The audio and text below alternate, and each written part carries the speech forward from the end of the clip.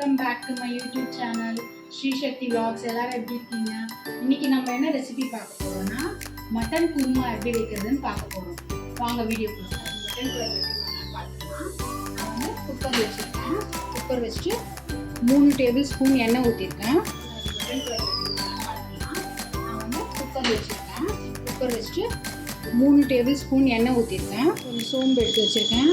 பிரிஞ்சி இலை, பட்டை கொஞ்சம் எடுத்து வச்சுருக்கேன்.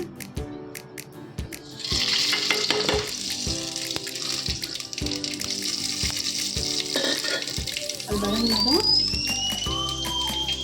பொரிஞ்சதும் வெங்காயம் 3 வெங்காயம் 3 தக்காளி கட் பண்ணி வச்சுருக்கேன்.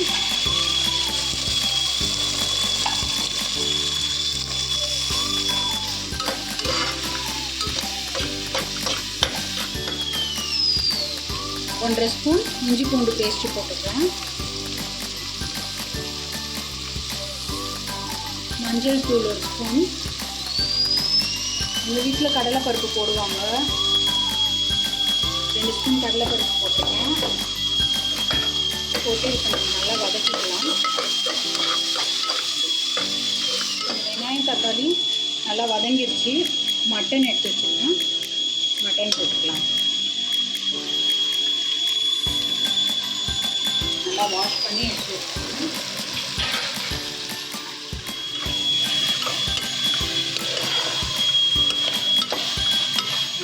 மிளகாத்தூள் 3 ஸ்பூன் போட்டிருக்கேன். குழம்பு மிளகாத்தூள் தான் எடுத்துருக்கேன் நான்.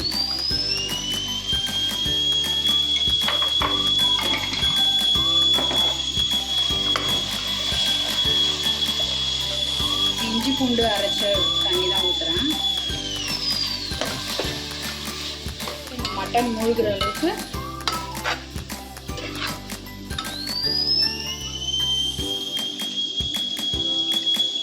அந்த தண்ணியை ஊற்றி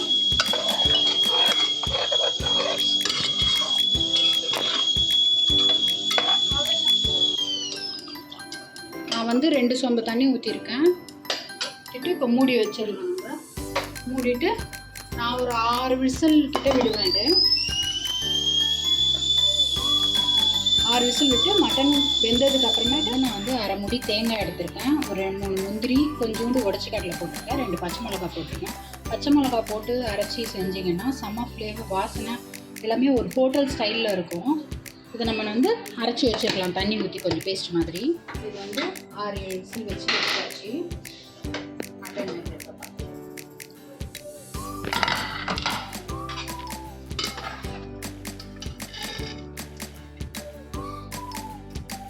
மட்டன் வெந்திருக்கு நல்லாவே.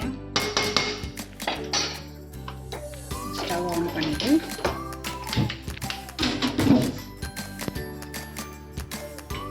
சால்ட் வந்து குழம்புக்கு ஏற்ற மாதிரி சால்ட் ஆட் பண்ணிக்கணும்.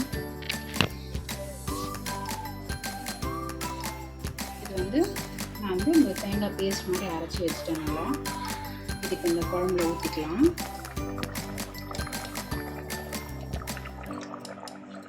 இது லைட்டாக தண்ணி ஊற்றி அலசி போட்டுக்கலாம். நம்ம கொஞ்சம் உடச்ச கடலை போடுறதுனால அது வந்து நல்லா கொஞ்சம் திக்கான இது உள்ள கன்சிஸ்டன்சியில் வரும். தேங்காய் ஊற்றிட்டோமே.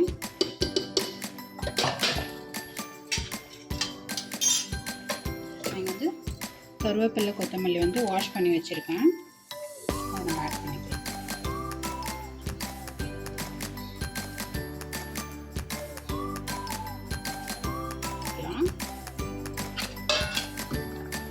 நம்மளோட சுவையான மட்டன் குருமா ரெடி ஆகிடுச்சு.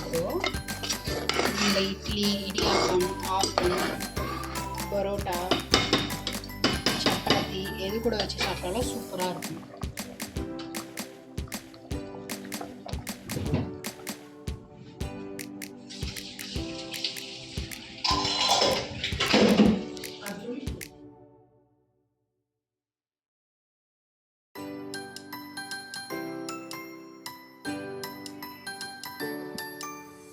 நம்மளோட மட்டன் குழம்பு இட்லி ரெடி ஆயிடுச்சு.